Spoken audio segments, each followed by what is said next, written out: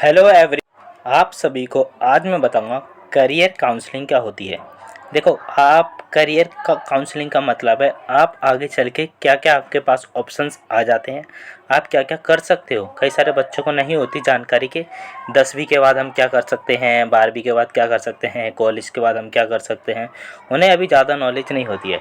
तो मैं यहाँ पर आपको बताऊँगा कि आपके पास क्या क्या ऑप्शंस खुल जाते हैं आफ्टर 10th 12th और कॉलेज के बाद। ठीक है, तो आइए देखते हैं। सबसे पहले जैसे आप 10th कर लेते हो तो 10th के बाद अगर कोई बच्चे की आर्थिक स्थिति सही नहीं है, वो नहीं पढ़ना चाह रहा, वो 10th के बाद सोच रहा है मैं गवर्नमेंट जॉब लग जाए, कोई मेरी जल्दी से क्या हो जाएगा, सिलेक्शन हो जाएगा तो अच्छा पैसा कमाने लग जाऊंगा। ठीक है, तो वो कई सारी गवर्नमेंट जॉब के अंदर जा सकता है। जैसे कि यहाँ पर आप सबसे पहले जा सकते हो किसी डिफेंस में। अगर कोई बच्चा चाहता है मैं डिफेंस में जाना चाहता हूँ, तो वो डिफेंस की गवर्नमेंट जॉब भी कर सकता है। ठीक है, अगर उसे डिफेंस में जाने का मन है, जैसे CRPF, BSF border security force, CRPF, SSB, ITBP, CSF, तो इसके लिए फॉर्म निकलता है एसएससी जीडी का, जो एसएससी निकालते हैं, staff selection commission general duty. ठीक है, तो इसके फॉर्म भर सकता है वो। अगर वो चाहता है नहीं मुझे सिविल के अंदर जाना है, तो बहुत सारी एसएससी एमटीएस से निकलता है। ठीक है, D triple S B Delhi की तरफ से निकलता है। ठीक है, हर स्टेट के अंदर एमटीएस के निकलते हैं, बहुत सारे डिपार्टमेंटल एमटीएस के निकलते हैं, रेलवे में निकलते हैं। ठीक है, तो बहुत जगह एमटीएस के निकलते हैं, वो 12th बेस पर निकलते हैं।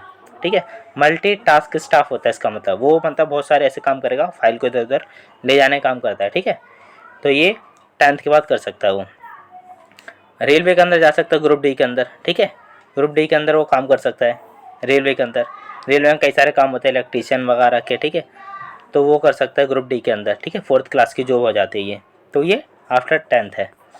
ठीक है, और वो अगर चाहता है कि मुझे पोस्ट मास्टर यानी डाकिया विभाग में जाना है, अगर डाकिया की उसमें जाना चाहता है पोस्ट में, तो पोस्टमैन के भी निकलते हैं। जीडीएस का एक फॉर्म निकलता है, उसमें सिर्फ आपकी परसेंटेज देखते हैं, 10th में आपकी कितनी परसेंटेज आई है, उस बिहाफ पर आपको जॉब मिल जाती है। कोई पेपर नहीं होता, कोई फिजिकल नहीं होता, सिर्फ एक मेडिकल होगा और आपका 10th की मार्कशीट देखेंगे कितना परसेंट आई है आपकी, उसके बेस पर निकल जाता है। मेरिट लिस्ट आती है, उसके अंदर से आपका सिलेक्शन होता है।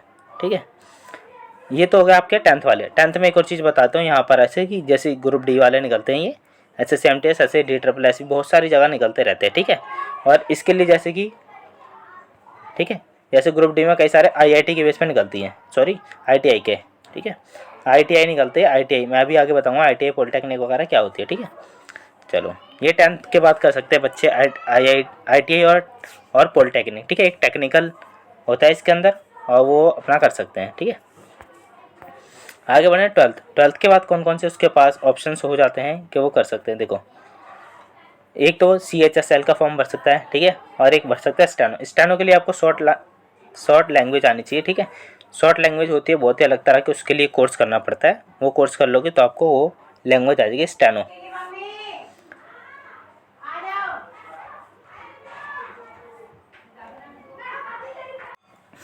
आफ्टर 12th वो स्टेनो की कोचिंग लेके, मतलब तैयारी होती है उसकी, तो उसके बाद वो स्टेनो का फॉर्म भर सकता है। ठीक है, इसमें स्टेनो के लिए क्या होता है, मैथ नहीं आती इसके अंदर। ठीक है, इसके अंदर इंग्लिश आती है और जीएस आती है और रीजनिंग आती है। ठीक है, आगे बढ़े।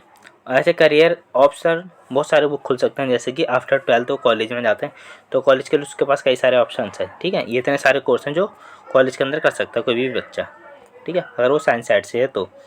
ठीक है, जैसे कि मैं आगे बता दूंगा साइंस साइड्स, और वो कई तरीके से कर सकते हैं। ठीक है, microbiology, metrology, entrepreneur, merchant navy, engineer, medical, aviation, biotechnology, biochemist और एस्ट्रोफिजिक्स या फिजियोलॉजी कर सकते हैं। ठीक है,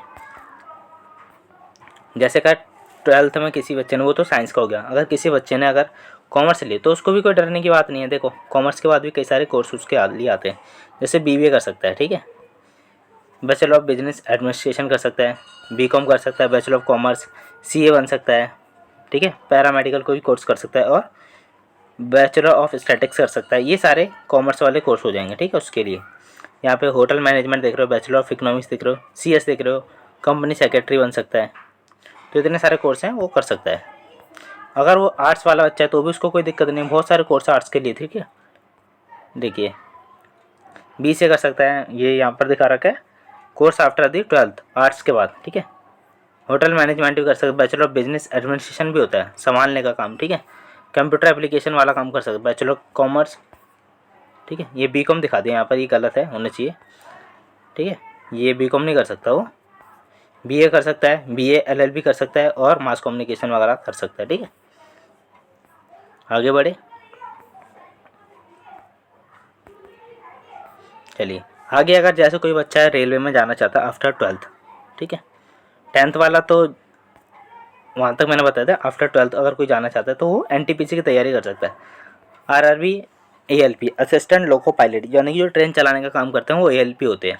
रेलवे ग्रुप डी के अंदर भी जा सकता है, वो 10th वाली सारी पोस्ट भर सकता है और 12th के लिए हो गया, ठीक है। CHSL भी वो 12th बेस पर ही भरेगा, ठीक है, मैंने बता दिया आपको रेलवे के अंदर जाने के लिए।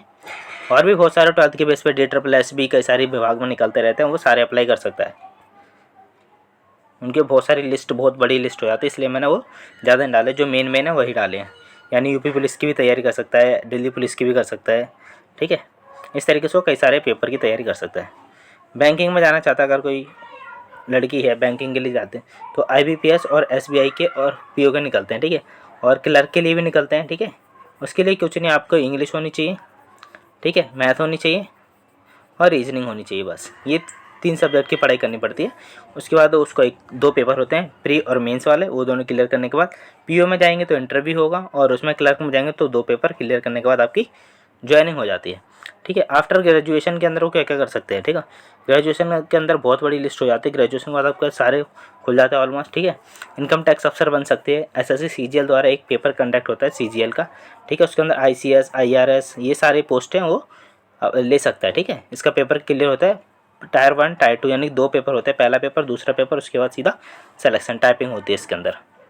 UPSC में अगर कोई बच्चा जाना चाहता है, लेकिन UPSC के लिए उसको ग्रेजुएशन कंप्लीट करनी पड़ेगी, उसके बाद ही जा सकता है। तो ग्रेजुएशन कंप्लीट करने के बाद अपने 3 साल के बाद वो ये 3 पोस्ट होते हैं, ठीक है, UPSC के अंदर IAS PCS और IFS, ठीक है। और भी आते हैं UPSC के द्वारा, ऐसा नहीं है कि यही होते हैं, और भी पोस्ट निकलते रहते हैं, ठीक है। UPSC कंडक्ट कर रहा है नेवी का, जैसे अगर किसी बच्चे का नेवी में जाने का मन है, ठीक है, या किसी बच्चे का एयरफोर्स में जाने का मन है, तो वो एक पेपर निकलता है NDA का, ठीक है।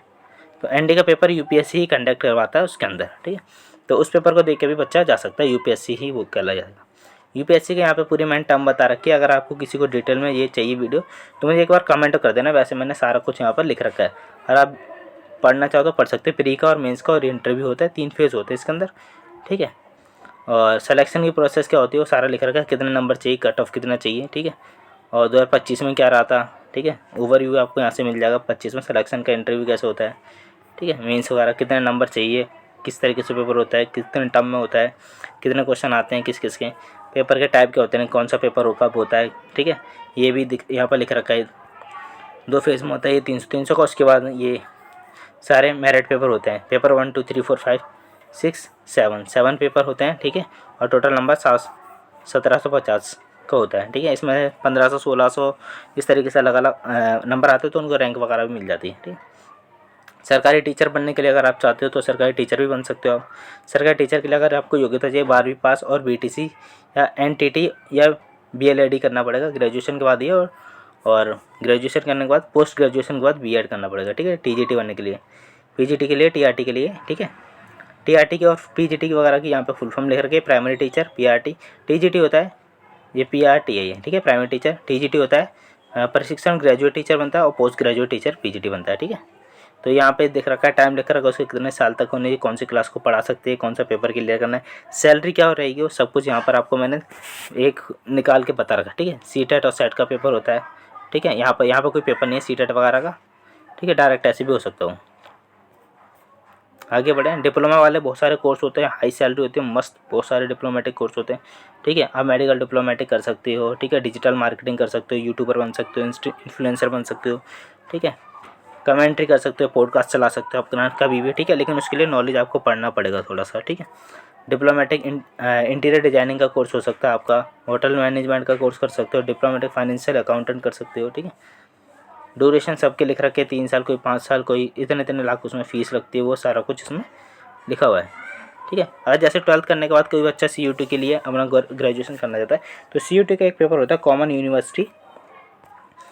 कॉमन यूनिवर्सिटी एंट्रेंस एग्ज़ाम, ठीक है। इसको कंडक्ट कौन करवाता है, नेशनल टेस्टिंग एजेंसी करवाते हैं। CUT का फॉर्म आफ्टर ट्वेल्थ भरते हैं, ठीक है। ट्वेल्थ के पेपर देने के बाद बीच में निकल जाता है, ट्वेल्थ के पेपर चलते भी रहते हैं और बीच में इसका पेपर भी निकल फॉर्म भर जाता है, ठीक है।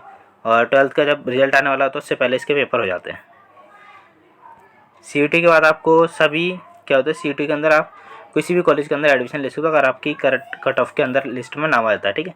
यहाँ पर पहला सेक्शन होता है, यहाँ पर आप अपने 2 लैंग्वेज भरते हो, फिर आपको डोमेन सब्जेक्ट होते हैं वो भरते हैं यहाँ पे, ठीक है। एक जनरल नॉलेज का भी एक उसमें आता है, करंट अफेयर होता है, उसमें मेंटल एबिलिटी होती है, न्यूमेरिकल एबिलिटी होती है, ठीक है, रीजनिंग होती है, लॉजिकल एनालिटिकल रीजनिंग होती है, ठीक है। 500 सिटीज़ के अंदर ये होता है, आप किसी भी अपने कर सकते हो। बहुत सारी यूनिवर्सिटीज़ के अंदर इंक्लूड होती है, जो कि आप किसी भी यूनिवर्सिटी, भारत के अंदर जितनी यूनिवर्सिटी हैं उन सब के अंदर आप एनरोल कर सकते हो आफ्टर दी ये एग्ज़ाम देने के बाद, आपकी कट ऑफ जिस बेस पर आ रही है उसके हिसाब से, ठीक है। आई होप आपको सब कुछ क्लियर हो गया होगा। अगर कोई पॉइंट आप रह गया है तो वो मुझे कमेंट करके ज़रूर बता दें, मैं उसके बारे में और डिटेल में आपको बता दूंगा, ठीक है। एंड थैंक यू बच्चों।